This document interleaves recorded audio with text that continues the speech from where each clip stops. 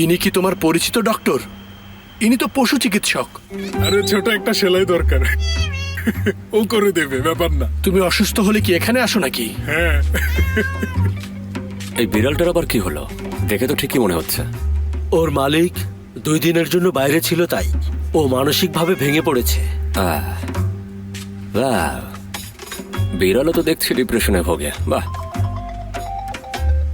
তাসকাফা, ফোনটা ধরো। হ্যালো ভাবি। ভাবি মানে?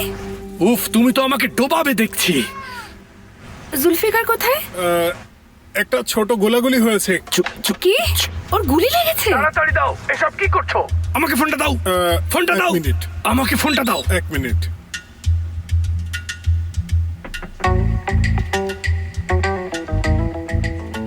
হ্যালো এলিফ, বলো। না, কোনো গোলাগুলি হয়নি, সামান্য একটা অ্যাক্সিডেন্ট, তেমন কিছু না। তুমি কোথায়? এখানে একজন ডক্টর ফ্রেন্ডের কাছে এসেছি আমি। ঠিক আছে, আর কিছুক্ষণের মধ্যে আমি বের হব। তুমি শিওর তো? কোথায় আছো? ঠিকানা দাও আমাকে। ঠিক আছে, লোকেশনটা শেয়ার করছি। আচ্ছা, আমি আসছি। তুমি কি একটা গাধা নাকি? তুমি কেন ওকে ভাবি ডাকতে গেলে? তাহলে আমি ওকে কি বলবো? ও আমার ভাবি হবে না? কি বলো, ওকে এখানে আসবে? ওকে কি বলবে? আমি জানি না, এটা তোমার কাজ, কিছু একটা বের করো। কত মজা। আমার তো দুনিয়াতে খেয়ে দেওয়ার কোনো কাজ নেই। সবকিছু আমাকেই ম্যানেজ করতে হবে। তাড়াতাড়ি, একটু তাড়াতাড়ি প্লিজ।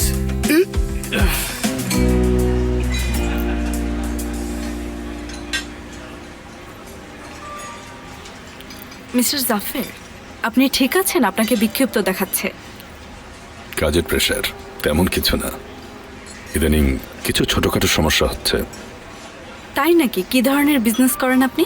আমি একজন স্টক ব্রোকার, শেয়ার হিসাবপত্র বোঝেনি তো। আচ্ছা, তোমার হসপিটাল কেমন চলছে আয়শা ডক্টর? দেখি, মাত্র তো শুরু করলাম। তুমি কি জানো, বড় হয়ে আমিও তোমার মতো একজন ডক্টর হতে চাই। ছোটবেলা থেকে ইচ্ছা অন্যদের জীবন বাঁচানোর। তাই নাকি? অবশ্যই হবে।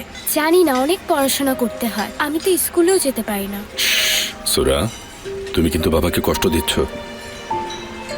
একদিন তুমি সুস্থ হবে, আয়েশা আন্টির মতো অনেক বড় ডাক্তার হবে, তুমি দেখে নিও।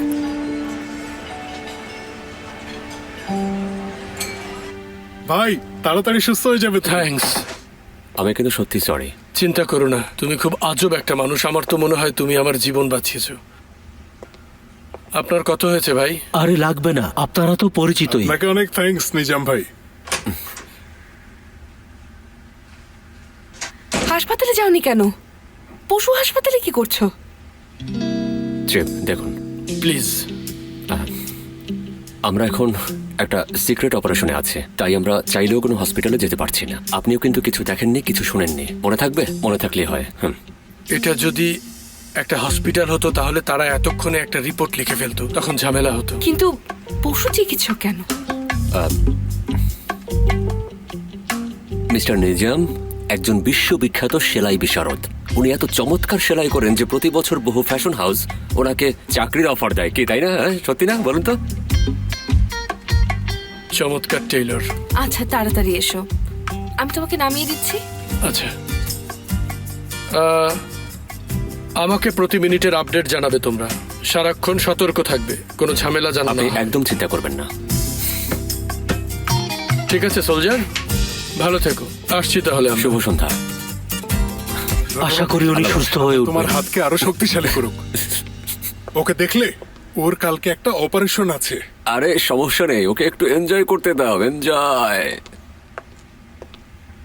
আমরা আর 2 মিনিট পরে বের হই। ওকে? আয়শা ডক্টর, তোমার কি কোনো বয়ফ্রেন্ড আছে? সুরা, এগুলো কোন ধরনের কথা? আচ্ছা, আমি সরি। আপনার উত্তর দেবার দরকার নেই। না না না, ঠিক আছে। হ্যাঁ, আছে। নিশ্চয়ই ভাগ্যবান পুরুষ। জানতে পারি উনি কে? শিওর, একদিন আপনাদের সাথে পরিচয় করিয়ে দেব। হ্যাঁ অবশ্যই, আমি শিওর। ওকে আমার খুবই ভালো লাগবে। এক্সকিউজ মি, বিলটা দেবেন প্লিজ। এখনই দিচ্ছি স্যার।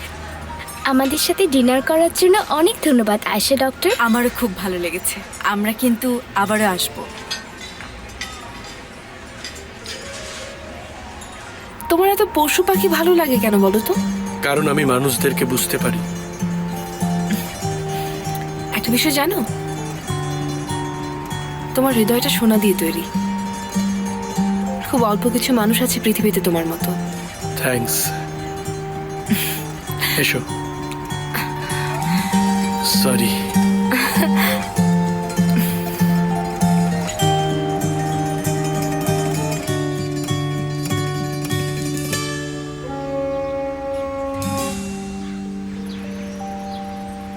মনে হচ্ছে আজকে একটা উৎসবের দিন। দিনটা সবচেয়ে খুশির আর গুরুত্বপূর্ণ। আজ হলো 23শে এপ্রিল, আমাদের স্কুলের জন্মদিন। ভালো হয়েছে সিনান, ভালোই মুখস্থ করেছো। খুব ভালো হয়েছে সিনান, কোনো জড়তা নেই তোমার ভেতর। আসলে আমি তো এটা বাসায় পড়ছি, কিন্তু অতগুলো মানুষের সামনে কিভাবে পড়বো, ভয় লাগছে।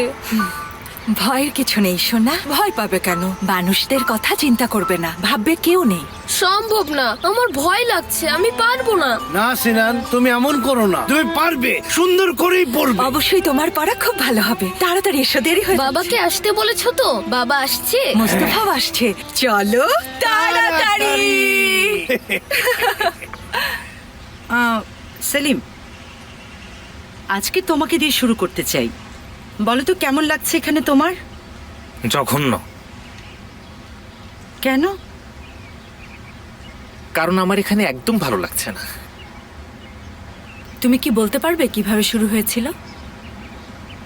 আমি শুরু করেছি, কোনো বন্ধু বা শত্রু আমাকে নেশা করায়নি। আমি নিষ্পাপ সাজার চেষ্টা করব না।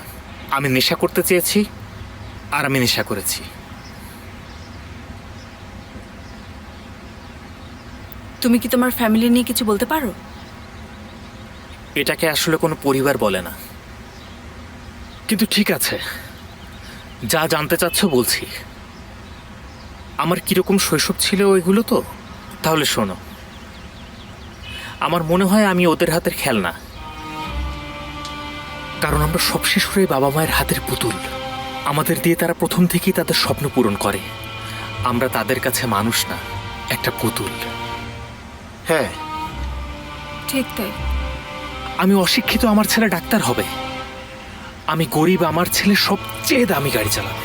আর মায়েদের মেন্টালিটি তো আরো চমৎকার, তারা শুধু তোমাকে নিয়ে শো অফ করবে। তুমি সাকসেসফুল হলে তারা যেন বলতে পারে, আল্লাহ ভাবি জানেন আমার ছেলে না এই সপ্তাহে ক্লাসে ফার্স্ট হয়েছে, ও ক্লাসে সব থেকে স্মার্ট, স্পোর্টসে মেডেল পেয়েছে। এরপর প্রথম হতে না পারলে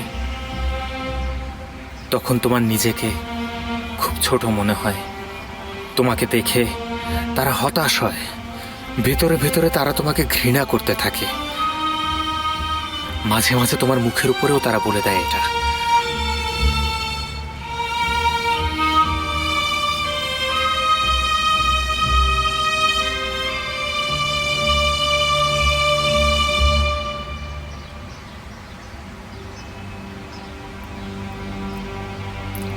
আমাকে একটা কল করার প্রয়োজন বোধ করেননি আপনি? বাচ্চাটাকে কি মেরে ফেলতে চেয়েছিলেন? জানো তো আমি কত ব্যস্ত। ভেবেছিলাম আপনি একটা টিম পাঠাবেন, কিন্তু পাঠিয়েছিলাম, কিন্তু সেখানে কেউ ছিল না। আল্লাহ, কি মিথ্যা কথা! আমার সাথে একদম মিথ্যা কথা বলবেন না। আমি মিথ্যা বলছি তোমাকে? তোমার চিফ তোমাকে মিথ্যা বলছে? ছি মোস্তফা, ছি। আপনি মিথ্যা বলছেন না তো? বাদ দাও, আমার কথা শোনো। আমাকে শুধু তুমি বলো কিভাবে সুপারম্যানের মতো একদম উড়ে গিয়ে টাইমে পৌঁছে গেলে। হ্যাঁ, তোমাকে একটা কস্টিউম কিনে দেবো নাকি? সামনে সুপারম্যানের মতো লোগো থাকবে, পেছনে পাখা থাকবে। হ্যাঁ, আমি আপনাকে কস্টিউমের ব্যবস্থা করে দেবো, চিন্তা করবেন না। বাহারির কি অবস্থা? ঠিক আছেন, ভালো। ওই একই সমস্যা। তুমি সব পারবে ভাই, সব পারবে। আগেরবার আমরা আমাদের কাজে আয়শাকে ইনভলভ করেছিলাম, কিন্তু আমার উপর অনেক প্রেশার ছিল, আর তুমিও অনেক দিন ধরে আমাকে কোনো খবর দিতে পারোনি। একটু ধৈর্য ধরে ওয়েট করুন, একটু ধৈর্য ধরে খিচখান, আপনাকে আমি সব কিছু জানাবো। নতুন পুরনো সবকিছু একসাথে সব জানবেন। নতুন পুরন সবকিছু মানে? তুমি কি আবার সেই ঘুষের ব্যাপারে কথা বলছো? সেই ব্যাপারটা আমরা দেখব। ভালো থাকেন, দেখা হবে। মোস্তফা মনে হয় আবারও কিছু একটা করার চেষ্টা করছে।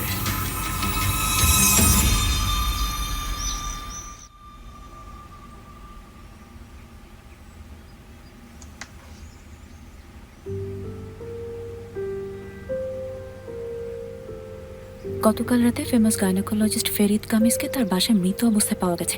সদরুদ্দিন ওঠো, সদরুদ্দিন ওঠো। উফ, সদরুদ্দিন তোমার এই অবস্থার ভেতরে ঘুম আসে কিভাবে? আশ্চর্য। সকাল সকাল কি হলো তোমার?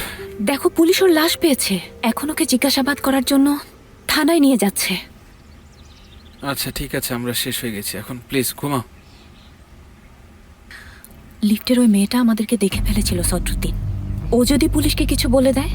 সঙ্গুল, আমরা কি এখন ওকেও মেরে ফেলবো নাকি? কেন সদরুদ্দিন, আমরা কি খুনি? খুনি না। কি?